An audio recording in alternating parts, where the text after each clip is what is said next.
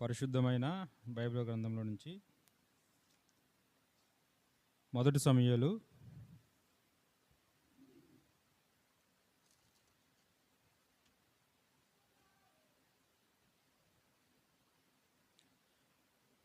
మొదటి సమూయేలు గ్రంథం 6వ అధ్యాయము. మొదటి సమూయేలు గ్రంథము 6వ అధ్యాయము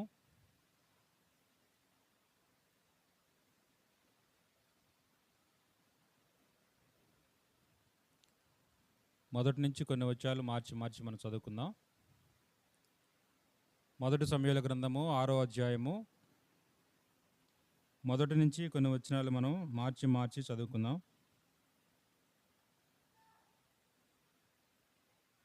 యెహోవా మందసము 7 నెలలు ఫిలిష్తీయుల దేశమందుండిన తర్వాత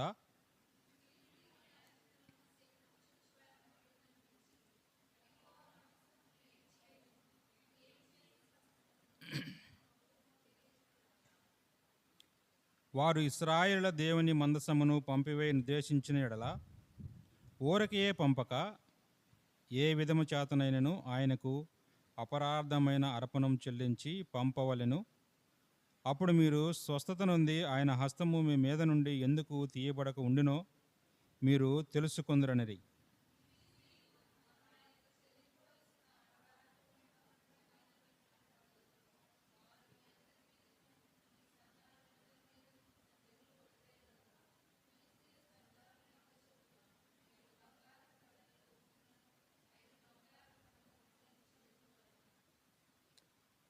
కాబట్టి మీకు కలిగిన గడ్డలను, భూమిని పాడు చేయి పందుకొక్కులను, నిరూపింపబడిన గడ్డలను, చుంచులను చేసి పంపించి ఇశ్రాయేలు దేవునికి మహిమను చెల్లింపవలెను. అప్పుడు మీ మీదను మీ దేవతల మీదను మీ భూమి మీదను భారముగానున్న తన హస్తమును ఆయన తీసివేయబోను కాబోలు.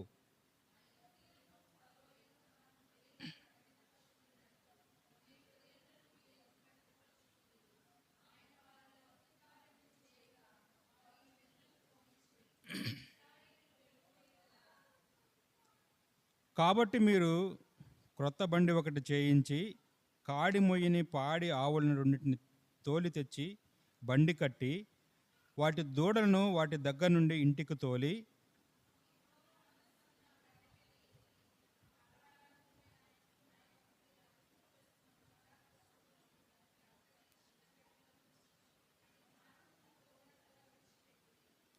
ఓకే 9వ వచనం అందరూ కలిసి చదువుకుందాం. 9 అందరూ కలిసి చదువుకుందాం. అది బేష్మేకు పో మార్గమున బడి ఈ దేశపు సరిహద్దు దాటిన ఎడల ఆయనే ఈ గొప్ప కీడు మనకి చేసినని తెలుసుకొనవచ్చును. ఆ మార్గమున పోని ఎడల ఆయన మనల్ని మొత్తలేదనియో మన అదృష్టం చేతనే అది మనకు సంభవించిననియో తెలుసుకుందామనిరి.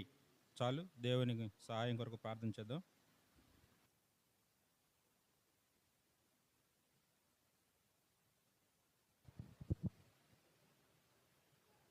ప్రేమ కలిగిన మా ప్రియ ప్రలోకమందున్న తండ్రి దేవా, మరి ఇప్పటి వరకు పాటలు పాడుకుంటూ తండ్రి మీరు మాకు కృప చూపిస్తున్నందుకే మీకు వందనాలు. చదవబడ్డ భాగంను తండ్రి మాకు వివరించండి, బోధించండి. మీ బిడ్డలకు ఎదురుగా నేను నిలబట్టకు కూడా ఎగుతలేని వాడును తండ్రి. ఈ వాక్య పరిచర్యకే నన్ను అంగీకరించండి. పైనుంచి మీ ఆత్మ అభిషేకముతో నింపము, నన్ను ఖాళీ చేయము. మీ మాటలు నా నోట ఉంచమని వేడుకుంటున్నాను. కృప చూపించండి, కనికరించండి. అర్థమయ్యే రీతిగా బోధించగలిగే జ్ఞానమును అనుగ్రహించమని వేడుకుంటున్నాను. యేసుక్రీస్తు ప్రభువారి యొక్క ఘనమైన శ్రేష్ఠ నామములో ప్రార్థించి అతనితో అడిగి వేడుకుంటున్నాం తండ్రి, ఆమెన్.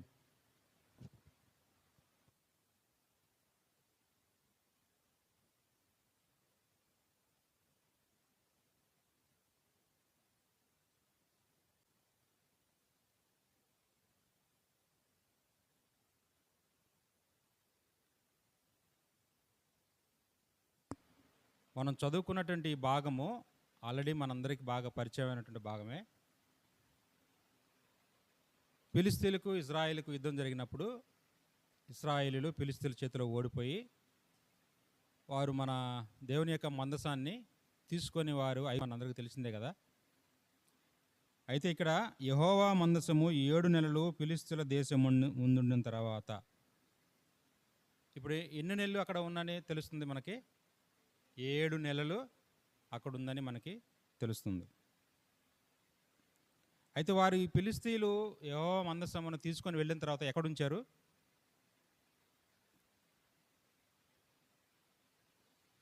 వారు ఈ ఫిలిష్తీయులు మందసాన్ని యుద్ధంలో గెలిచిన తర్వాత వారు తీసుకొని వెళ్ళి వారి యొక్క దాగోను గుడిలో వారు మందసాన్ని ఉంచుతూ వచ్చారు. ఎందుకు వారు దాగోను గుడిలోనే దేవుని యొక్క మందసాన్ని ఉంచుతూ వచ్చారు అంటే, వారికి సొంత ఇల్లు అన్నీ ఉన్నాయి కదా, కానీ వాళ్ళు మందసాన్ని, దేవుని యొక్క మందసాన్ని తీసుకొని వెళ్ళి వాళ్ళకి సంబంధించిన దేవత గుడిలోనే వాళ్ళు ఉంచారు. వారి యొక్క ఇంటిలో వాళ్ళు ఉంచుకోలే మందసాన్ని. అవునా? దాగోని యొక్క అక్కడే ఉంచారు వాళ్ళు. దేనికని చూడండి, 5వ అధ్యాయంలో మొదటి వచనంలో ఉంటుంది. మొదటి సమయంలో 5వ అధ్యాయము 2వ వచనం చదవండి. దాగోను గుడిలో దాగోను ఎదుట దానిని ఉంచిరి. దానిని ఉంచిరంటే ఏంటి? దేవుని యొక్క మందసాన్ని ఉంచారు వాళ్ళు. ఎందుకు ఉంచారంటే, వాళ్ళకి యుద్ధంలో విజయం కలిగింది కదా, ఆ విజయాన్ని బట్టి వారు వాళ్ళ దేవత, మా దేవత మాకిచ్చిన విజయం, ఆ విజయానికి సూచనగా వారు మందసాన్ని తీసుకుని, అంటే మేము ఆ యొక్క ప్రజల యొక్క దేవుణ్ణి మేము గెలిచాము, అంటే మా దేవుడి యొక్క సహాయంతో మేము ఆ దేవుణ్ణి మేము గెలిచాము అనే ఒక వాళ్ళు చూపించుకోవడానికి, అంటే వాళ్ళ యొక్క విజయాన్ని వాళ్ళు చూపించుకోవడం కోసం మందసాన్ని తీసుకొని వెళ్ళి వారు ఎక్కడ ఉంచారంటే దాగోను గుడిలో ఉంచిన వారుగా మనం చూస్తున్నాం. సరే, అయితే ఇప్పుడు 7 నెలలు ఉన్న తర్వాత వారికి ఒక అభిప్రాయం కలిగినట్టుగా మనం చూస్తున్నాం. వారు ఈ 7 నెలలు మందసాన్ని వారి మధ్య ఉంచుకున్నప్పుడు యెహోవా యొక్క హస్తము వారి మీద మొత్తినప్పుడు వారి జీవితాల్లో వారికి అనేకమైనటువంటి నష్టాలు మనం కలిగినట్టుగా మనం చూస్తున్నాము. వారి యొక్క భూమి కానీ, వారి యొక్క పంటలు కానీ, లేదా వారి యొక్క ఆరోగ్యం కానీ, ఇవన్నీ కూడా పాడైపోయినట్టుగా, అంటే యెహోవా హస్తము వారి మీద బలముగా ఉంది అని మనం ఇక్కడ చదువుకున్నటువంటి వాక్యాల్లో మనం చూస్తూ ఉన్నాం. అప్పుడు వారికి ఏం కలుగుతుందంటే 7 నెలల తర్వాత వారిలో ఒక ఆలోచన అనేది కలుగుతూ వస్తుంది. ఇక్కడ ఏం ఆలోచన కలుగుతుంది చూడండి, 6వ అధ్యాయం 3వ వచనం చూడండి. వారు ఇశ్రాయేలు దేవుని మందసమును పంపివేయ నిర్దేశించినడలా ఊరకయే పంపక, ఏ విధము చేతనైనను ఆయనకు అపరాధమైన అర్పణం చెల్లించి పంపవలెను. ఏం చేయాలంట? మనము తీసుకొని వచ్చాము, విజయంలోకి గెలిచాము, 7 మాసాలు మన దగ్గర ఉంచుకున్నాము. అయితే మన జీవితాల్లో మనకు కానీ, మన పంటలకు కానీ, మన ఫిలిష్తీయుల వారిలో వారికి ఉన్నటువంటి కలిగినటువంటి బాధలు, వారికి వచ్చినటువంటి అనారోగ్యం కానివ్వచ్చు, వారి భూమిలో ఉన్నటువంటి వారి పంటల్లో నాశనం అవటం, ఇవన్నీ కూడా వాళ్ళు ఏమనుకుంటున్నారంటే మందసాన్ని మనం తీసుకొని రాబట్టి మనకి ఇది కలుగుతుంది అనే ఆలోచన వారికి కలిగింది. అయితే వారు ఇప్పుడు ఏం చేస్తున్నారంటే ఇక్కడ చూడండి, 6వ అధ్యాయంలో 3వ వచనం. వారు ఇశ్రాయేలు దేవుని మందసమును పంపివేయ నిర్దేశించినట్లా ఊరకయే పంపక, ఏ విధము చేతనైనా ఆయనకు అపరాధమైన అర్పణం చెల్లించి పంపవలెను అని వారు ఆలోచిస్తున్నారు. అంటే మనకి ఈ వచనం ఏం తెలియజేస్తుందంటే, వారు మనము తప్పు చేశాము, అంటే మనము ఈ మందసాన్ని మనం గెలిచాము, తీసుకొని వచ్చాము, మన దగ్గర ఉంచుకున్నాము, కాబట్టి ఈ మందసాన్ని మనం తప్పు చేసాము ఇక్కడ తీసుకొని వచ్చి, కనుక ఈ మందసాన్ని మనము ఏ విధమైన మనం తప్పు చేశాం కాబట్టి ఆ తప్పుకి ప్రాయచిత్తము చెల్లించాలి. అపరాధమైన బలి అంటే పాప ప్రాయచిత్తమైన బలి అని అర్థం. ఆ పాప ప్రాయచిత్తాన్ని ఇప్పుడు మనం ఏం చేయాలి? చెల్లించాలి వాళ్ళకి. ఫస్ట్ ఎవరికి చెల్లించాలి? యెహోవా దేవుడికి మనము చెల్లించాలి అని వారికి ఇక్కడ ఒక ఆలోచన వచ్చినట్టుగా మనం చూస్తూ ఉన్నాం. అవునా? అంటే వారిలో ఏం కలుగుతుందంటే 7 నెలల తర్వాత దేవుని యొక్క మందసం వారిలో ఏం కలిగించిందంటే, వారి జీవితంలో వారు చేసినటువంటి తప్పులను, వారు ఏదైతే చేశారో, ఏదైతే చేయకూడదో అది వారు గ్రహించగలిగారు ఇక్కడ. కాబట్టి వారు ఏమంటున్నారంటే, నేను మందసాన్ని మేము తీసుకొచ్చాం కాబట్టి ఇప్పుడు ప్రాయచిత్తమైనటువంటి దాన్ని నేను చెల్లించాలి, దేవునికి చెల్లించి పంపించాలి అని. అంటే వారి తప్పుని వారు ఏం చేసుకున్నారంట? తెలుసుకున్నారు ఫస్ట్. అంటే ఏ వ్యక్తి అయినా సరే ఫస్ట్ తన జీవితంలో తను కలిగి ఉన్నటువంటి తన తప్పులను తాను గ్రహించగలిగితే అది దేవుని వారిని ఏం చేస్తాడు, క్షమిస్తాడు. అవునా? ఎవరైనా సరే, ఎవరైనా అంటే తన తప్పులు తాను తెలుసుకోవాలి ఫస్ట్. ఎవరు ఇక్కడ ఫిలిష్తీయులకి కొంత నష్టం జరిగిన తర్వాత వారికి గ్రహింపు వచ్చింది. అంతకుముందు 7 నెలలు దాకా వారికి రాలా. అంటే వారు తీసుకువెళ్ళిన తర్వాత ఏం చేస్తున్నారంటే విజయోత్సాహంలో వారు ఆనందపడతా ఉన్నారు. కానీ దేవుని యొక్క హస్తం వారి మీద మొత్తుడి ద్వారా వారికి ఏమొచ్చిందంటే వారు చేసిన తప్పు వారు తెలుసుకుంటూ వచ్చారు. వారికి వారే ఫస్ట్ ఏమైందంటే వారి తప్పును వారు తెలుసుకుంటూ ఉన్నారు. చూడండి, కీర్తనల గ్రంథం 19వ అధ్యాయం చూడండి.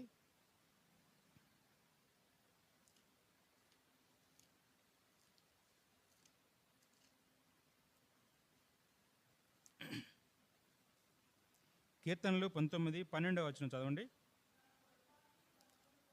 తన పొరపాటులు కనుగొనగలవాడెవడు? నేను రహస్యంగా చేసిన తప్పులు క్షమించి నన్ను నిర్దోషంగా తీర్చుము.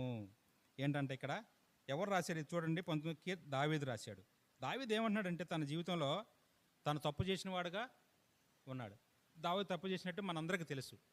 సమూయేలు 12వ అధ్యాయం, 2వ సమూయేలు 12వ అధ్యాయంలో మనం చూస్తాం అదంతా. అయితే ఇక్కడ దావీదు అంటున్నాడు తన పొరపాటులను కనుగొనగలిగిన వాడు ఎవడు?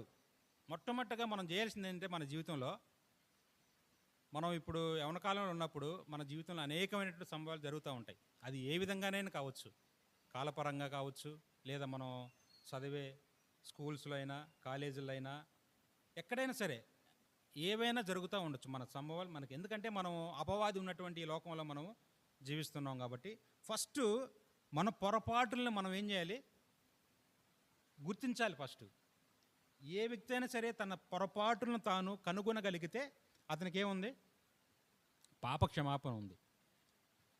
దాని ఏదైతే పొరపాట్లు ఉన్నాయో అది తను తెలుసుకోలేదనుకో దానికి ఏం లేదు, పాప క్షమాపణ లేదు.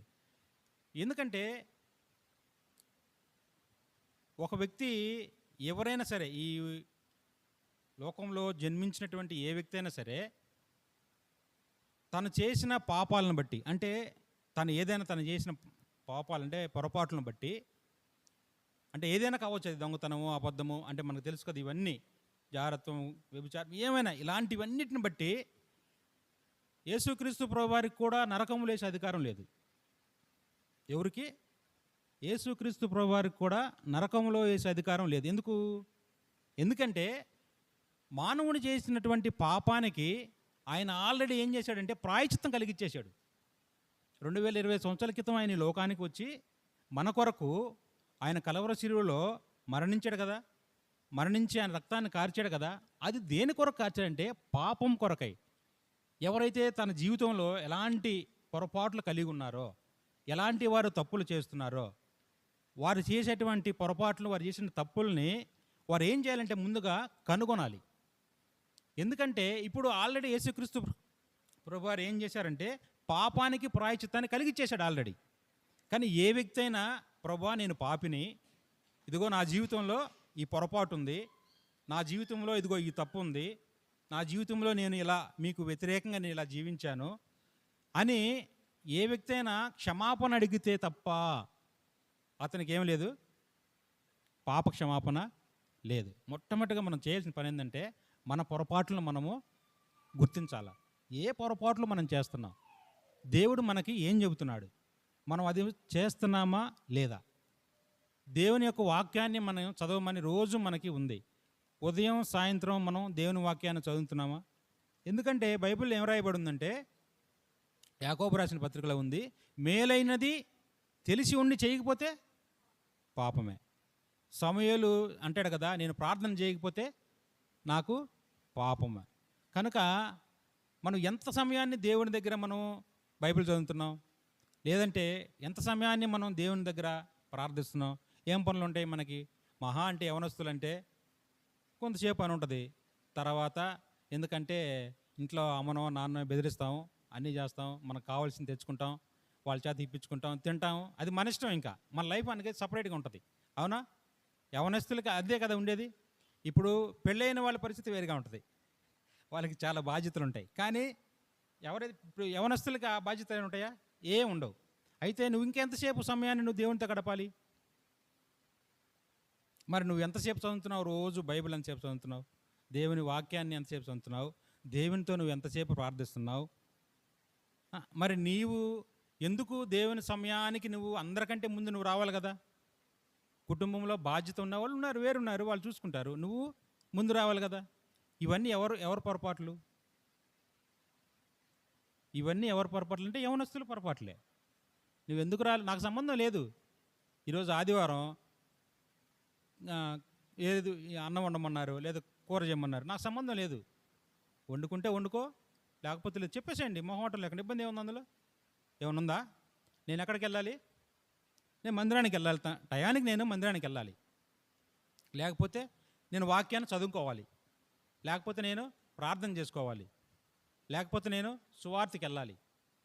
ఇవన్నీ కూడా ఎవరి పనులు? మన పనులే. అంటే మనకి ఇవన్నీ తెలుసు కదా? ఇవన్నీ మనకు తెలుసా తెలీదా? అంటే ఏదైతే మేలైనది మనకు తెలిసి ఉండి అది చేయకపోతే పాపం. కాబట్టి ఇక్కడ ఫిలిష్తీయులు మందసాన్ని తీసుకొని వెళ్ళినప్పుడు 7 నెలల తర్వాత మొట్టమొదటిగా వారు ఏం చేశారంటే ఒక ఆలోచన చేశారు. మనము తప్పు చేశాం, మనం ఒక పొరపాటు చేశాం, కాబట్టి ఈ పొరపాటును మనం సరిదిద్దుకుందాం. అంటే ఎలా సరిదిద్దుకుందాం? ఏదైనా పాప ప్రాయచిత్తమైనటువంటి బలిని ఇచ్చి మనము సరి చేసుకుందాం. ఎందుకంటే చూడండి, కీర్తనలు, ఇదే కీర్తనల గ్రంథంలో 38:18 చూడండి. 38 అధ్యాయము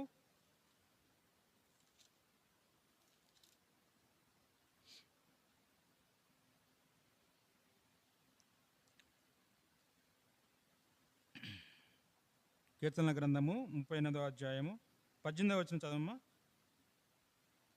నా దోషమును నేను ఒప్పుకొనుచున్నాను, నా పాపమును గురించి విచారపడుచున్నాను. ఇక్కడ దావీదు అంటున్నాడు చూడండి, తన జీవితంలో తాను చేసినటువంటి పొరపాటుని తెలుసుకున్నాడు దావీదు. తెలుసుకుని ఏమంటున్నాడంటే, నా దోషము నేను ఒప్పుకొనుచున్నాను, దేవుని దగ్గర నా దోషాన్ని నేను ఒప్పుకొనుచున్నాను, తర్వాత నా పాపమును గురించి విచారపడుచున్నాను అంటున్నాడు. ఇప్పుడు మనకు తెలుసు, బైబిల్లో మనం చూస్తే పేతురు యేసుక్రీస్తు ప్రభువారితోటి మాట్లాడేటప్పుడు పేతురు గురించి యేసుక్రీస్తు ప్రభువారు ఏం చెప్పారు? కోడి 3 సార్లు కుయ్యక మునిపే నువ్వేం చేస్తావు? 3 మారు అబద్ధం ఆడతావు అని అన్నాడా? యేసుక్రీస్తు ప్రభువారు ఏదైతే చెప్పాడో పేతురు జీవితంలో అదే జరిగిందా? జరిగిన తర్వాత ఆ 3 సమయాలు పేతురు నాకు తెలియదు, నేను అందులో లేను, ఆయన ఎవరో నాకు తెలియదు అని ఇలాంటి సమాధానం చెప్పిన తర్వాత ఆయన ఏం చేశాడు? పేతురు ఒంటరిగా వెళ్ళి ఏడ్చి పశ్చాత్తాపడ్డాడు. అవునా? ఆయన ఆ రీతిగా ఒంటరిగా వెళ్ళి దేవుణ్ణి, ఆయన చేసిన తప్పును ఆయన తెలుసుకొని పశ్చాత్తాపడటం ద్వారా ఆయన దేవుడు ఎంత వాడుకున్నాడు? అవునా? మరి అలాంటి శిష్యుల్లో ఉన్నటువంటి ఇస్కరియోతు యూదా ఏం చేశాడు? అతను దేవుణ్ణి అప్పగించాలని అతను ఆలోచించాడు. డబ్బుల కోసం అతను ఆలోచించాడు. డబ్బులు తీసుకొని సంచులు వేసుకున్నాడు. దేవుణ్ణి అప్పగించాడు పెద్దలకి. వారు దేవుని సిలువ వేశారు. సిలువ వేసిన తర్వాత ఆయన ఏం చేశాడు? వెళ్ళి దేవుని క్షమాపణ అడగల. అంటే అతను తప్పు చేశాడని అతను తెలుసుకున్నాడు, కానీ అతను ఏం చేయలేదు? క్షమాపణ అడగల. దానివల్ల అతను ఏమయ్యాడు?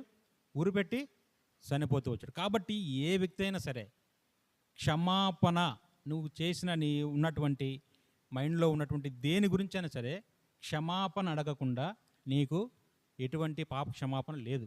దేవుణ్ణి ఖచ్చితంగా నువ్వు క్షమాపణ ఏ విషయంలో సరే అడగాల్సిందే. అంటే లోకస్తుల్లో వారి పాపాలు వేరుంటాయి, క్రైస్తవులకి పాపాలు వేరుంటాయి. అవునా కదా? కాదా? లోకస్తుల పాపాలు వేరుగా ఉంటాయి, క్రైస్తవుల పాపాలు వేరుగా ఉంటాయి. 2 రకాలైన పాపాలు ఉన్నాయి. ఇప్పుడు బైబిల్ ఏం చెబుతుందంటే, పాత నిబంధన గ్రంథంలో ఒక వ్యక్తి ఒక కత్తి తీసుకొని వెళ్ళి ఎదురుగా ఉన్న వ్యక్తిని కత్తితో పొడిచాడు అనుకో, దాన్ని ఏమంటారంటే అతను హత్య చేశాడు అంటారు పాత నిబంధన గ్రంథంలో. కానీ కృపాకాలంలో యేసుక్రీస్తు ప్రభువారు వచ్చి మరణించి తిరిగి వెళ్ళిన తర్వాత ఈ కృపాకాలంలో ఆజ్ఞలు చాలా తీవ్రంగా చేయబడ్డాయి. ఇప్పుడు మీరిద్దరు పక్కన కూర్చొని ఉన్నారు, లేదంటే ఇప్పుడు వీళ్ళిద్దరు కూర్చొని ఉన్నారు, చూసి ఇప్పుడు పరమేశు అఖిల్ని చూసి ఈవిడు వ్యర్థడు, ఈడు పనికిరాడు అని అంటే పరమేశు ఏం చేసినట్టు తెలుసా? హత్య చేసినట్టు. అందుకే లోకస్తుల పాపాలు వేరు. వారికి ఏంటంటే దొంగతనం చేసి, అబద్ధం ఆడి, కత్తితో పొడిసి, ఇలాంటివి వారికి పాపాలు. కానీ క్రైస్తవుని యొక్క పాపాలు ఎలా ఉంటాయంటే, పాత నిబంధన గ్రంథంలో ఏం రాయబడింది? ఒక స్త్రీతో అతను కలిస్తేనే అది పాపం. కానీ కొత్త నిబంధన గ్రంథంలో చూస్తేనే పాపం. అవునా? కాబట్టి మన పొరపాటుల్ని మనం ఫస్ట్ తెలుసుకోవాలి. తర్వాత వాటి గురించి మనము దావీదు ఎలాగైతే క్షమాపణ అడిగాడో, పేతురు ఎలాగైతే క్షమాపణ అడిగాడో, అలాగ దేవుని దగ్గర మనము మన జీవితంలో మనకు చిన్న చిన్నయే ఉంటాయి. మనం ఏం పెద్ద పెద్దవి చేసే ఉండదు. కానీ ఏ ధర్మశాస్త్రం అంతా నువ్వు చదివి అందులో ఒక చిన్న ఆజ్ఞ నువ్వు మీరేవనుకో, ఉపయోగం ఉందా? లేదు. అవును కదా? ఇప్పుడు ఇక్కడ ఫైర్ నిప్పు ఉంది, నిప్పును పట్టుకుంటే ఏమవుతుంది? ఏం కాదులే, ఒక చిన్న ఏలు ఇలా నిప్పు మీద టచ్ చేస్తే నాకు కాదులే అనుకుంటే కాలిది ఖచ్చితంగా. బెలూన్ ఉంది, పూర్తిగా మనం దాని నిండా గాలిదేమో, ఒక చిన్న పిన్నిస్తో చిన్న స్పేసే కదని అట్లా అన్నావు అనుకో, ఏమవుతుంది? అంటే మన జీవితంలో ఏ చిన్న పొరపాటు ఉందనుకో, ఆ బెలూన్ ఎలాగైతే వేస్ట్ అయిపోతుందో దానిలో గాలి ఉంటుందా? ఉండదు. మనం ఎలాగైతే టచ్ చేసి నిప్పును పట్టుకుంటే మనకి చేతికి ఎలా అయితే కాలుతుందో, అలాగే క్రైస్తవ జీవితం కూడా, మన జీవితం కూడా అలాగే ఉంటుంది.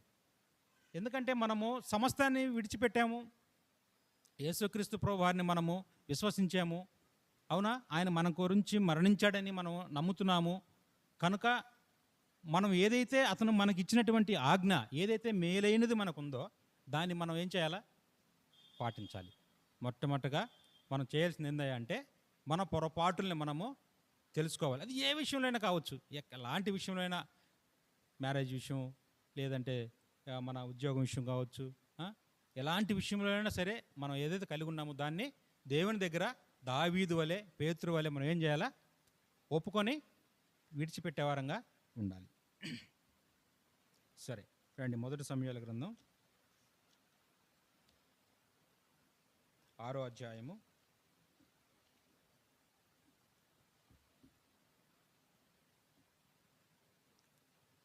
6వ వచనం చూడండి. ఐగుప్తీయులను ఫరోయును తమ హృదయములను కఠినపరుచుకున్నట్లు మీ హృదయములను మీరెందుకు కఠినపరుచుకొందురు?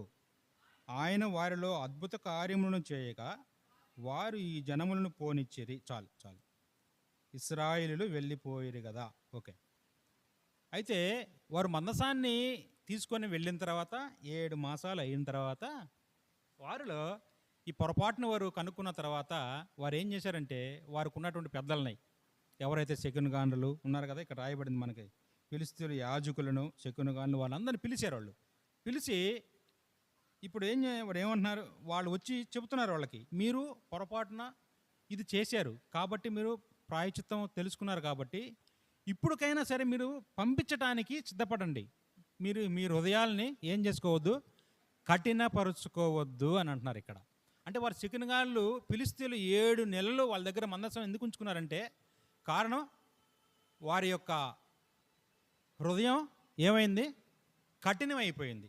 వారి హృదయాన్ని వారు కఠినపరుచుకున్న వారుగా ఉన్నారు. అందువలన వారు మందసాన్ని 7 నెలలు ఫిలిష్తీయుల యొక్క మందసానికి పంపించలేదన్నమాట. అయితే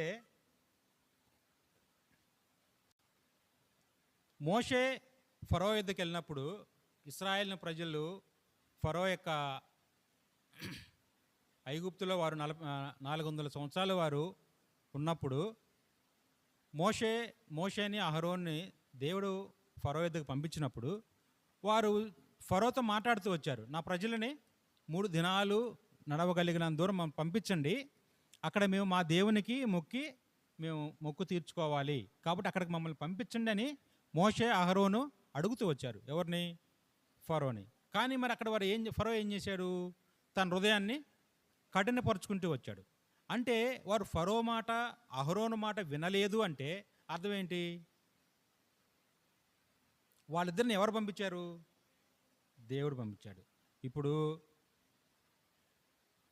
అఖిలు వాళ్ళ నాన్న ఒక మాట చెప్పి ఇక్కడికి పంపించాడు, మన దగ్గరికి. అఖిల్ వచ్చి చెప్పాడు, నాతో చెప్పాడు, అన్న నువ్వు ఇటు వెళ్ళొద్దు అన్నాడు నాన్న అని. లేదు నేను అటే వెళ్తా అన్నాను అనుకో. అంటే ఇప్పుడు నేను ఎవరి మాట విన్నట్టు? వాళ్ళ నాన్న మాట విన్నట్ట, అఖిల్ మాట విన్నట్ట? ఎవరి మాట? వాళ్ళ నాన్న మాటే నేను విననట్టు. కాబట్టి ఇక్కడ అహరోను వీళ్ళు మోషే వచ్చినప్పుడు తన హృదయాన్ని ఆయన కఠినపరుచుకుంటూ ఉన్నాడు. అయితే ఇప్పుడు దేవుడు ఏమంటున్నాడంటే, ఫిలిస్తీయులు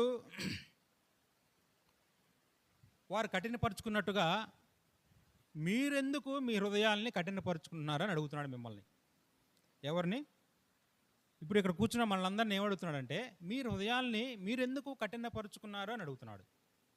అదేంది అన్న, మందసాన్ని మేము తీసుకురాలేదు కదా, లేకపోతే మందసం మా దగ్గర లేదు కదా, మా హృదయాలు కఠినపరుచుకోవటం ఏంటి?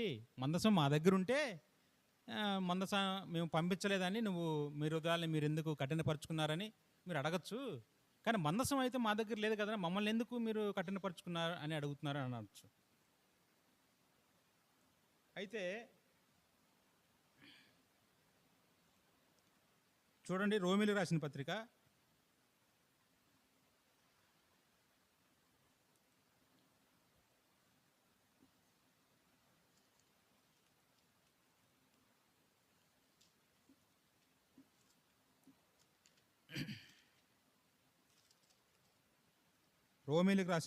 2వ అధ్యాయము 4వ వచనం. లేదా దేవుని అనుగ్రహము మారు మనసు పొందుటకు నిన్ను ప్రేరేపించుచున్నదని ఎరుగక ఆయన అనుగ్రహ ఐశ్వర్యమును సహనమును దీర్ఘశాంతమును తునీకరించదవా. చాలమ్మా ఒక నిమిషం. ఇక్కడ ఏం చెబుతున్నాడు అపోస్తలుడైన పౌలు? ఏం మాట్లాడుతున్నాడంటే, ఇప్పుడు దేవుడు మీ హృదయాన్ని మీరెందుకు కఠినపరుచుకున్నారు? ఫిలిస్తీయులు వాళ్ళ హృదయాన్ని కఠినపరుచుకున్నారు, 7 నెలలు మందసాన్ని వారి దగ్గర ఉంచుకున్నారు, సరే బాగానే ఉంది. ఇప్పుడు యేసుక్రీస్తు ప్రభువారు ఈ మధ్యాహ్న కాల సమయంలో మిమ్మల్ని అడుగుతున్నాడు, మీ హృదయాన్ని మీరు ఎందుకు కఠినపరుచుకుంటున్నారు అంటే దేనికంట? దేవుని యొక్క అనుగ్రహము మారు మనసు పొందుటకు నిన్ను ప్రేరేపించుచున్నది. అంటే నువ్వు రక్షణ పొందటానికి, నువ్వు దేవుని యొక్క రక్తంలో కడగబడటానికి, దేవునికి వాక్యం నీతో మాట్లాడుతున్నప్పుడు నువ్వు ఇంకా ఎందుకు నీ హృదయాన్ని నువ్వు కఠినపరుచుకుంటున్నావు? అంటే ఇంకా నువ్వు ఈ లోకంలోనే ఉండాలని నువ్వు ఆశిస్తున్నావా? లేదంటే దేవుని యొక్క రక్తంలో కడగబడి దేవుని యొక్క సానుభూతిలోకి నువ్వు మారాలని నువ్వు ఆశపడుతున్నావా? లేకపోతే నీ హృదయాన్ని నువ్వు ఇంకా ఎందుకు కఠినపరుచుకుంటున్నావు? దేని కొరకు? ఇంకా ఏం చేయటం కొరకు? అంటే నువ్వు యేసుక్రీస్తు ప్రభువారిని విశ్వాసం ఉంచావు, యేసుక్రీస్తు ప్రభువారు నా కొరకు మరణించారని నువ్వు తెలుసుకున్నావు, దేవుని యొక్క వాక్యం నీకు ఇవ్వబడింది, దేవుని యొక్క వాక్యం నీతో మాట్లాడుతుంది, దేవునితో నువ్వు ప్రార్థిస్తున్నావు, దేవుని యొక్క సన్నిధికి నువ్వు వస్తున్నావు. కానీ నువ్వు నీ హృదయాన్ని నువ్వు ఇంకా ఏం చేసుకుంటున్నావు? కఠినపరుచుకుంటున్నావు. దేని కొరకు? దేవుడు మిమ్మల్ని ప్రేరేపిస్తున్నట్లుగా మీరు దేవుడు మాట్లాడుతున్నప్పుడు కూడా మీరు ఇంకా వెనకంజ వేస్తున్నారంటే దేని కొరకు? అది మంచిది కాదు అని దేవుని వాక్యం మనకు తెలియపరుస్తుంది. దాని కిందనే రాయబడింది చూడమ్మా, 5వ వచనం చదువు. నీ కాఠిన్యమును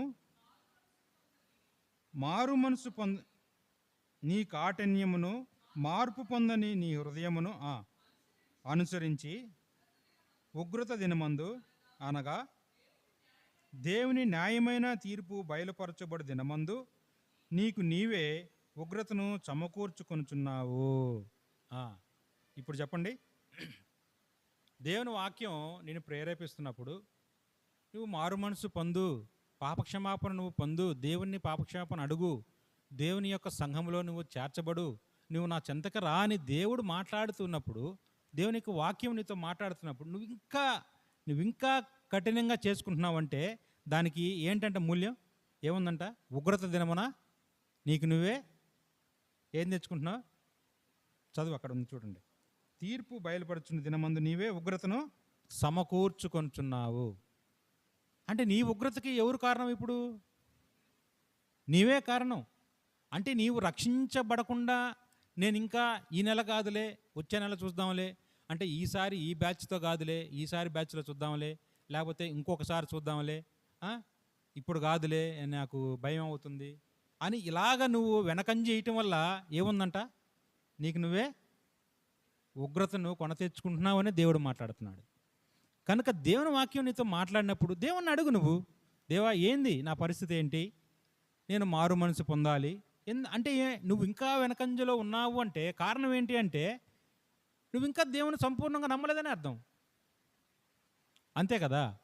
నువ్వు దేవుణ్ణి విశ్వాసిస్తే, ఇప్పుడు పిలుపు రథం మీద వెళ్ళిన ఎవరైనా శతాధిపతి రథం మీద వెళ్తున్నప్పుడు పిలుపు ఆత్మ, దేవుని ఆత్మ పిలుపుని అక్కడ పంపించినప్పుడు అతను నమ్మాడు. యెషయా గ్రంథాన్ని చదువుతున్నప్పుడు రథం మీద అతనికి చెప్పినప్పుడు అతను నమ్మాడు, విశ్వసించాడు. ఏమడిగాడు ఆయన? మారు మనసు పొందడానికి ఇప్పుడు నాకు అడ్డంకి ఏంటి? నాకు బాప్తీసం నువ్వు ఇవ్వటానికి నాకు అడ్డంకి ఏంటి? ఏముంది నాకు? ఇవ్వమన్నాడు కదా వెంటనే. ఇగో ఇక్కడే నీళ్లున్నాయి, నాకు బాప్తీసం ఇవ్వా అన్నాడు. అంటే ఏంటి?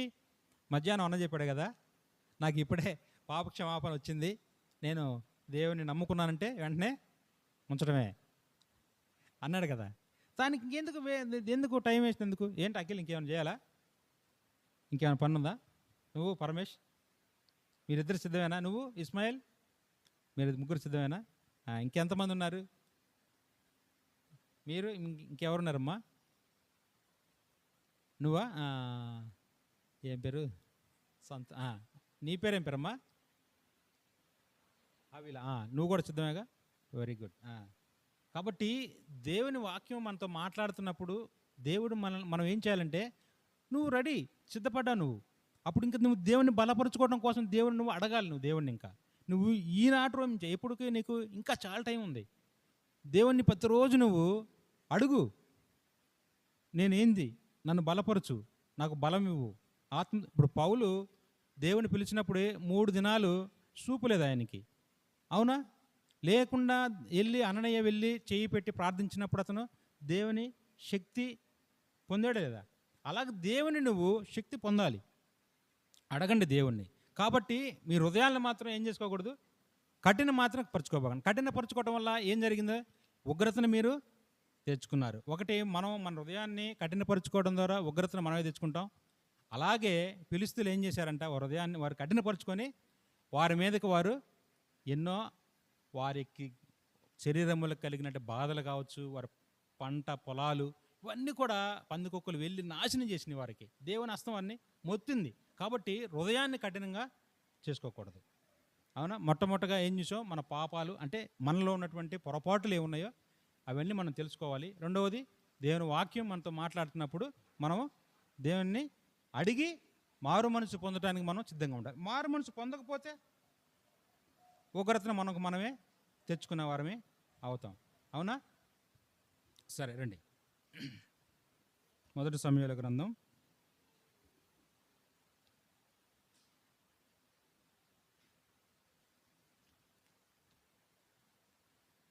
6వ అధ్యాయము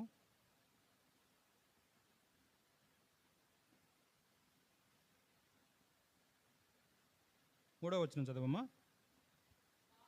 వారు ఇశ్రాయేలు దేవుని మందసమును పంపివేయ నిర్దేశించినడలా ఊరకే పంపక ఏ విధము చేతనైనను ఆయనకు అపరార్థమైన అర్పణం చెల్లించి పంపవలెను. చాలు.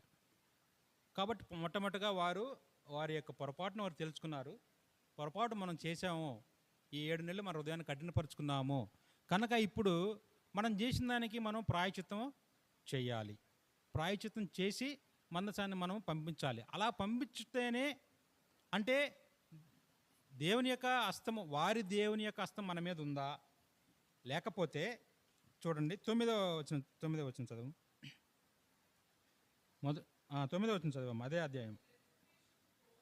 అది బెత్షెమెషుకు పోవు మార్గమున బడి ఈ దేశపు సరిహద్దు దాటిన ఎడల ఆయనే ఈ గొప్ప కీడు మనకు చేసినని తెలుసుకొనవచ్చును.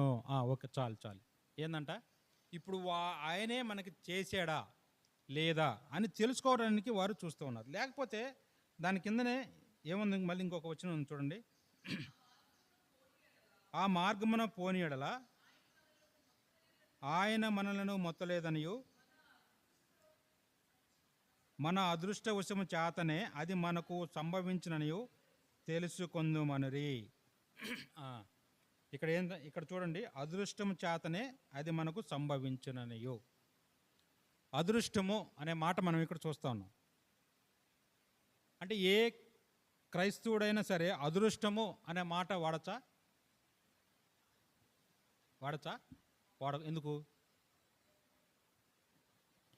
ఎందుకు వాడకూడదు అదృష్టం అనే మాట?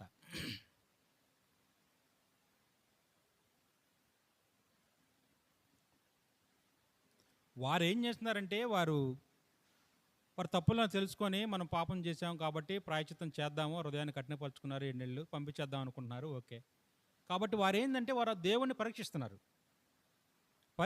ఎలాగంటే మనము ఈ కీడు వారి నుంచి వచ్చిందా, అంటే దేవుడి నుంచి వచ్చిందా, అంటే ఇశ్రాయేలు యొక్క దేవుడి నుంచి వచ్చిందా, లేకపోతే మన అదృష్టం వల్ల ఈ కీడు మనకు జరిగిందా అని వారు అంటున్నారు. కాబట్టి ఏ విశ్వాసి కూడా వారి జీవితంలో ఎప్పుడు కూడా అదృష్టం అనే మాట వాడకూడదు. ఎందుకంటే మన తల్లి గర్భంలో మనం రూపింపక మునిపే దేవుడు మనల్ని ఎరిగి ఉన్నాడు. తల్లి గర్భంలో రూపింపిన నాటి నుంచి ఈనాటి వరకు కూడా ఆయన మనల్ని ఎరిగి ఉన్నాడు. అంటే మనం నుంచునుట, లేదా మనం కూర్చునుట, మనం పడుకునుట, మనం ఏం చేస్తున్నామో సమస్తము ఆయనకి తెలుసు. మరి ఈ అదృష్టం అనేది ఎక్కడి నుంచి వచ్చింది? మధ్యలో లేదు కదా, ఉందా? లేదు. ఇప్పుడు అసలు అదృష్టం అనే మాటే లేదు మన జీవితంలో. ఎందుకంటే మనము ఈ యేసుక్రీస్తు ప్రభువారు ఈ జగతి పునాది వేయబడక మునిపే ఈ భూమి ఆకాశములను, సూర్యచంద్ర ఆకాశ పక్షులను, చెట్లను, భూజంతువులను ఆయన సృష్టించక మునిపే యేసుక్రీస్తు ప్రభువారు కుమారుయందు మనల్ని ఆయన కుమారులుగా స్వీకరించాలని ఆయన ఒక ప్రణాళిక కలిగి ఉన్నాడు మన ఎడల. కాబట్టి మన జీవితంలో సంభవించేది ఇది ఏదైనా సరే, అది మేలైనా, కీడైనా, అవమానమైనా, దోషమైనా, ఏదైనా కావచ్చు, బాధ అయినా కావచ్చు, అవే కూడా అదృష్టం వల్ల ఎవరికి కూడా కలగు. కాబట్టి అదృష్టం అనే మాటను మనం అసలు ఎప్పుడు కూడా వాడుకోకూడదు. అదృష్టం అనేది ఉండదు. ఎందుకంటే చూడండి, మత్తయి సువార్త 10వ అధ్యాయం చూడండి.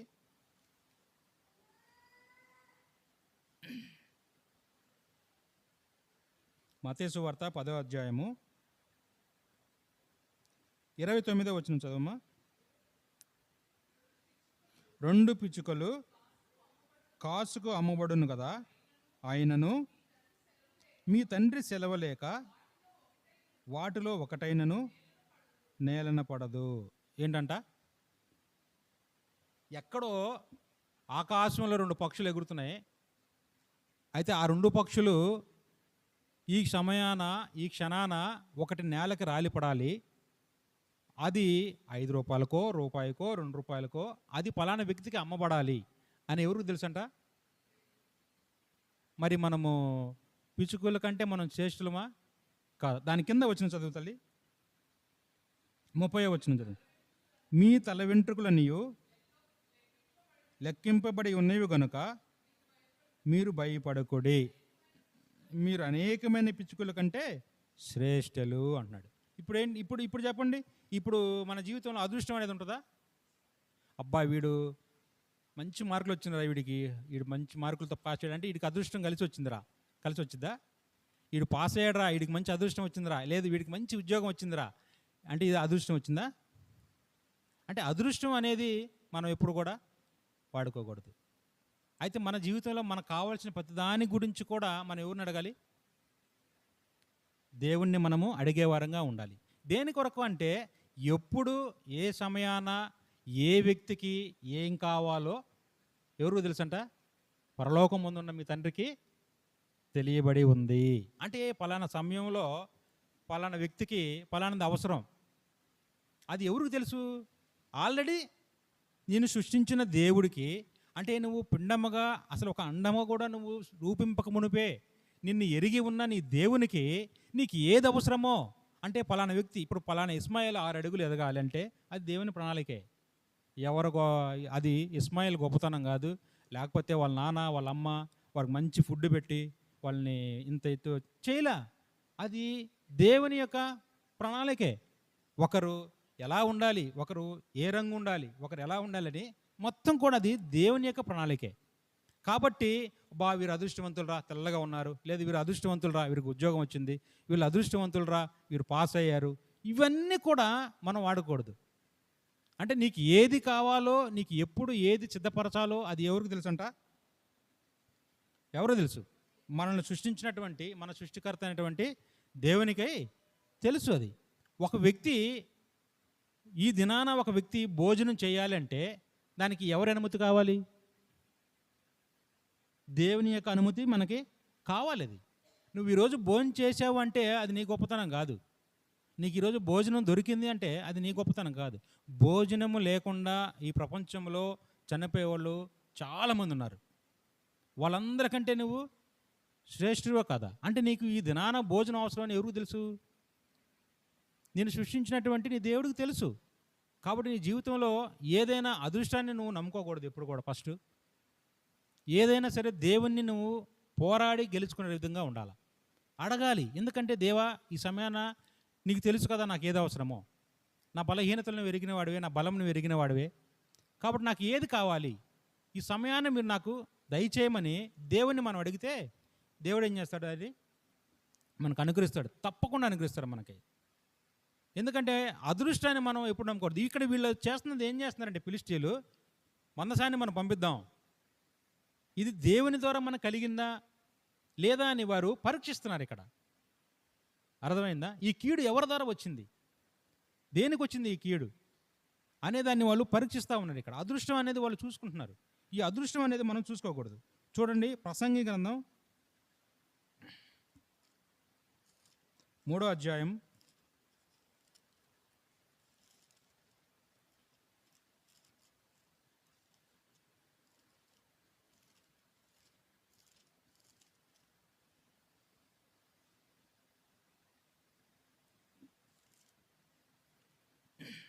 13వ వచనం చూడమ్మా. మరియు ప్రతివాడు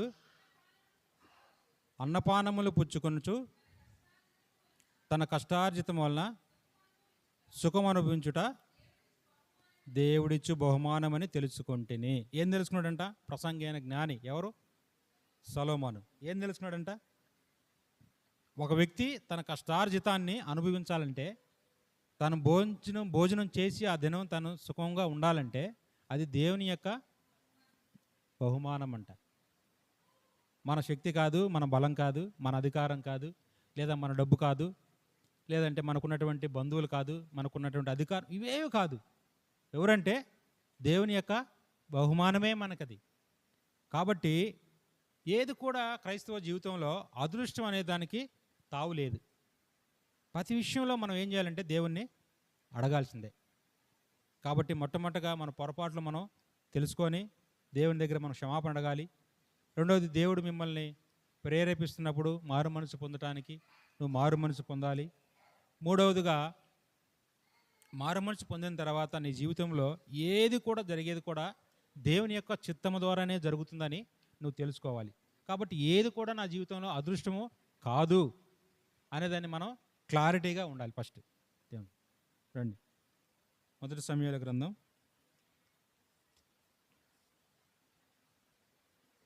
6వ అధ్యాయము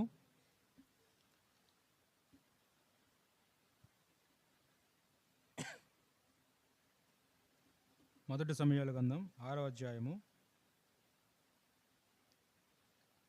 7వ వచనం చదవమ్మా. కాబట్టి మీరు కొత్త బండి ఒకటి చేయించి కాడి మోయిని పాడి ఆవుని తోలి తెచ్చి బండికి కట్టి వాటి దూడలను వాటి దగ్గర నుండి ఇంటికి తోలి. చాలు. ఇప్పుడు 4వది వారు ఏం చూస్తున్నారంటే, దేవుని పరీక్షించే విషయంలో ఇక్కడ వారు, కాబట్టి మీరు కొత్త బండి ఒకటి చేయించి కాడి మోయని పాడి ఆవులు. ఏం చేయాలంట? ఇవి కాడి మోయని పాడి ఆవులంట. ఏవి? కాడి మోయని. కాడి ఏవి మోస్తాయి?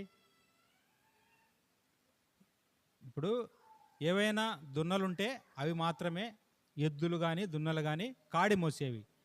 ఆవులు పాలిచ్చేవి, పిల్లలకి అనేవి, ఇవి కాడి మోస్తాయా? కాడి మోయవు. కానీ వారు ఇక్కడ ఏం చేస్తున్నారంటే కాడి మోయినటువంటి ఎద్దులను ఆవులను తీసుకొని వచ్చి వారు పరీక్షిస్తున్నారు.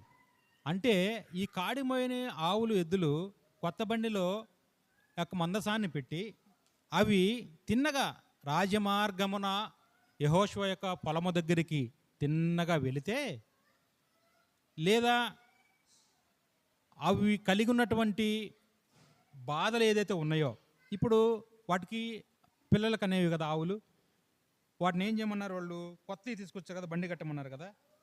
ఆవులకి పిల్లలు ఉంటాయిగా, ఈ పిల్లల్ని వేరు చేసి కాడి కట్టి పంపించమంటున్నారు. అంటే ఈ ఆవులు తిరిగి మళ్ళీ రిటర్న్ వస్తే, రిటర్న్ అంటే ఈ తిన్నని మార్గాన్ని వెళ్లకుండా, యెహోషువ యొక్క పొలం దగ్గరికి వెళ్లకుండా తిరిగి వస్తే మన అదృష్టం ఇవి మనకు కలిగినది అని వారు తలంచడానికి ఇది రెండో రకమైన కీడు వారు ఆలోచిస్తూ ఉన్నారు. అయితే ఇక్కడ మనం ఆలోచించాల్సింది ఏంటంటే, ఇవి మోగజీవులు, వాటి పిల్లల్ని వాటి దగ్గర నుంచి వేరుపరిచారు, తీసుకొని వచ్చి వాటికి అలవాట్లేని పని ఏది? కాడి మోయటము. వాటి కాడి కట్టారు వాటికి, తర్వాత బండిని కట్టి బండి మీద మందసం పెట్టారు, బండి మీద మందసము పెట్టి వారు దాన్ని రాజమార్గంలో వెళ్ళమని వదిలేస్తూ ఉన్నారు. అయితే ఇక్కడ ఉన్నటువంటి ఈ ఆవులు తిన్నగా రాజమార్గాన్ని అరుచుచూ వెళుతూ ఉన్నాయంట. అవి ఇక్కడ మనం ఆలోచించాల్సింది ఏంటంటే, దేవుని యొక్క పని కొరకు మోగజీవులైనటువంటివి వాటి పిల్లల్ని విడిచిపెట్టి, తల్లులైనటువంటి ఆవులు ఇప్పుడు పిల్లల్ని వేరు చేస్తే ఎంత బాధ ఉంటుంది? అరుచుచూ అవి ఎందుకు అరుచుచున్నాయంటే, వాటి పిల్లల్ని వేరు చేశారంట, ఆ పిల్లల్ని తీసుకెళ్ళి దూరంగా ఎక్కడ ఉంచారంట. వాటికి తెలియని పని అది, కాడి ఎలాగ మొయ్యాలో వాటికి తెలియదు. కానీ కాడి కట్టారు, బండి కట్టారు, మందసం పెట్టారు, రాజమార్గమున నువ్వు వెళ్ళు అని చెబుతూ ఉన్నాయంట. అంటే మనకి ఏం తెలియజేస్తున్నాయంటే, ఈ మోగజీవులే దేవుని యొక్క పని కొరకై వాటి యొక్క ఉన్నటువంటి, అంటే ముందుకు వెళితే నేను తిరిగి వస్తానా రానా, మళ్ళీ తిరిగి నేను నా పిల్లల దగ్గరికి నేను వస్తానా రానా అని వాటి కూడా ఆలోచించకుండా దేవుని పని కొరకు ముందుకు వెళుతూ ఉన్నాయంట అవి. మరి అలాంటి మోగజీవులే దేవుని పని కొరకు ఆ రీతిగా సిద్ధపడి అవి వెళుతూ ఉన్నప్పుడు, మరి మనమెంత దేవుని పని కొరకు మనం సిద్ధపడాలి? ఆవుల కొరకు యేసుక్రీస్తు ప్రభువారు ఈ లోకానికి రాలేదు. ఈ లోకంలో ఉన్నటువంటి ఏ జంతువు కోసం యేసుక్రీస్తు ప్రభువారు ఈ లోకానికి రాలేదు. కలవరి శిలువలో యేసుక్రీస్తు ప్రభువారు ఈ లోకంలో ఉన్నటువంటి ఏ జంతువు కొరకు ప్రాణం పెట్టలేదు. ఆయన నిన్ను నన్ను ప్రేమించి నీ కొరకు నా కొరకు కలవరి శిలువలో ఆయన ప్రాణం పెట్టిన దేవుడుగా ఉన్నాడు. వేలాడుతూ వచ్చాడు ఆయన. దేని కొరకు అంటే, మిమ్మల్ని తన కొరకు తను సిద్ధపరచుకోవడం కొరకు, తన సౌలభ్యంలోకి మిమ్మల్ని మార్చుకున్న కొరకు, తన పరిచర్య కొరకు, తన మహిమ కొరకు మిమ్మల్ని సిద్ధపరచుకున్న కొరకు ఆయన మిమ్మల్ని ఏర్పరచుకుంటానికి ఆయన వచ్చాడు ఈ లోకంలోకి. మీ కొరకు ప్రాణం పెట్టాడు దేవుడు, పెట్టలేదా?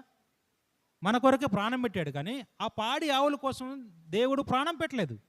అయితే ప్రాణం పెట్టని ఆ ఆవులే మరి దేవుని యొక్క పని కొరకు, దేవుని యొక్క పరిచర్య కొరకు అవి ఆ రీతిగా అరుచుచూ పిల్లల్ని వదిలిపెట్టి తిరిగి వస్తామో రామో తెలియదు, తెలియని రూటులో తెలియని మార్గాన అరుచుచు కాడి మోయచ్చు ఆ రీతిగా మందసాన్ని తీసుకొని వెళ్ళినాయి అంటే, మరి మన జీవితంలో మనం ఇంకెంత సిద్ధపడి ఉండాలి దేవుని యొక్క పరిచర్య కొరకు? యవన కాలంలో నా కాడి మోయట ఏమన్నాడు దేవుడు? యవన కాలంలో నా కాడి మోయమంటున్నాడు కదా దేవుడు. మరి ఆ యొక్క ఎద్దులు దేవుని యొక్క కాడిని మోస్తూ తీసుకొని వచ్చినప్పుడు మనం చేయాలి కదా. మనము ఎంతో ఆవుల కంటే మనం శ్రేష్ఠులమా కాదా? దేవుడు మన కొరకు ప్రాణాలు పెట్టాడు, ప్రతిదీ సమస్తం మనకిచ్చాడు. ఆత్మ సంబంధమైన పరలోక విషయంలో కావాల్సిన ప్రతి ఆశీర్వాదమును మనకైనా అనుగ్రహిస్తున్నాడు. మన కొరకు ఆయన పరలోకంలో స్థలములు సిద్ధపరుస్తూ ఉన్నాడు. మరి ఈ రీతిగా మనల్ని మనము దేవుని యొక్క పని కొరకు ఏ రీతిగా మనము ఇంకా ముందుకు వెళ్ళటానికి మనము సిద్ధపడేవారుగా ఉండాలి. అది ఏ విషయమైనా కావచ్చు, పరిచర్య కావచ్చు, సాపలు వేసే విషయం, మైకులు పెట్టే విషయం కావచ్చు, లేదా నీళ్లు తెచ్చే విషయం కావచ్చు, ఏ విషయంలో అయినా సరే దేవుని యొక్క పని విషయంలో యవనస్తులుగా మీకు ఇంకా ఎక్కువ టైం ఉంటుంది. అవునా? యవనస్తులకు ఉన్నంత టైం ఎవరికి ఉండదు, ఇంకా ఎక్కువ టైం ఉంటుంది. ముందుకు మీరు ఇంకా ముందుకు రావాలి. మీలాంటి వాళ్ళని కూడా ఇంకా ఎంతోమందిని మీరు సిద్ధపరచాలి. ఎందుకంటే దేవుని యొక్క పని కొరకు, దేవుడు మన కొరకే కదా ప్రాణం పెట్టాడు, ఆవుల కొరకు పెట్టలేదుగా. ఈ లోకంలో ఉన్నటువంటి ఏ జంతువుల కొరకు ఆయన ప్రాణం పెట్టలేదు. ఎందుకంటే ఈ భూమి ఆకాశం కావచ్చు లేదా సమస్తము ఈ భూమి మీద ఉన్నటువంటి ఒక మానవుడు తప్ప సమస్తము కూడా ఆయన మాట వింటాయంట. అందుకే ఆయనకి ఏం పేరు ఉంది? సర్వ సైన్యములకు అధిపతివాగు యెహోవా. అంటే అర్థం ఏంటి? ఇక్కడ ఒక చిన్న దోమ ఉందనుకో, ఈ దోమ వెళ్ళి పలానా సంతుని కుట్టమంటే కుట్టేయాలి అంతే. ఎందుకంటే వాటన్నిటికీ ఎవరు సైన్యాధిపతి? యెహోవాయే. సర్వ సైన్యములకు అధిపతి ఒక యెహోవా అంటే అర్థం ఏంటంటే ఈ లోకంలో ఉన్నటువంటి మానవుడితో మొత్తం సమస్తాన్ని ఆయన సృష్టించాడు. ఈ సమస్తము కూడా ఆయన చెప్పింది చేయాల్సిందే. సముద్రము నువ్వు ఆగిపో అంటే ఆగిపోయిందా లేదా?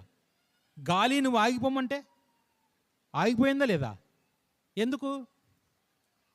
ఇవన్నీ కూడా ఎవరి దగ్గర ఉన్నాయి? దేవుని దగ్గరే ఉన్నాయి ఇవన్నీ కూడా.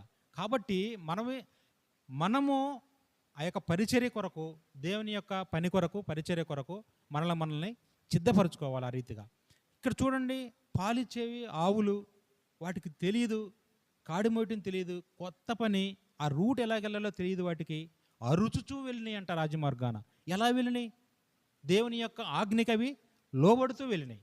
కాబట్టి మొట్టమొదటిగా మనము మన యొక్క ఉన్నటువంటి ఏదైతే మన జీవితంలో కలిగి ఉన్నటువంటి మనము గుర్తించి వాటిని దేవుని దగ్గర క్షమాపణ అడిగి ఒప్పుకుంటే తర్వాత మారు మనసు పొంది తర్వాత మన దేవుని యొక్క పరిచర్య కొరకు మనము సిద్ధపడే వారంగా ఉండాలి. అదృష్టం అనే దాన్ని మన జీవితంలో తీసేసుకొని సమస్తము కూడా దేవుని వల్ల మనకి కలిగుతుందని మనము ఎరిగిన వారంగా ఉండాలి.